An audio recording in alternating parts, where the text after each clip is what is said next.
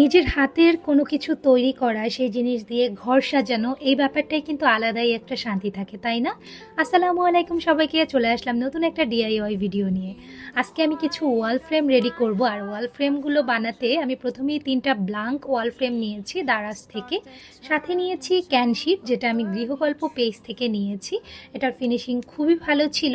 আর একটু চটের বস্তা নিয়েছি। এটা বানানো খুবই ইজি। আপনার বাসায় যদি এরকমের ফাঁকা বা পুরনো কোনো ফ্রেম থাকে, আপনি ইজিলি যে কোনো কাপড় বা প্রিন্ট আউট করে এরকম ওয়াল ফ্রেম চাইলেই বানাতে পারেন।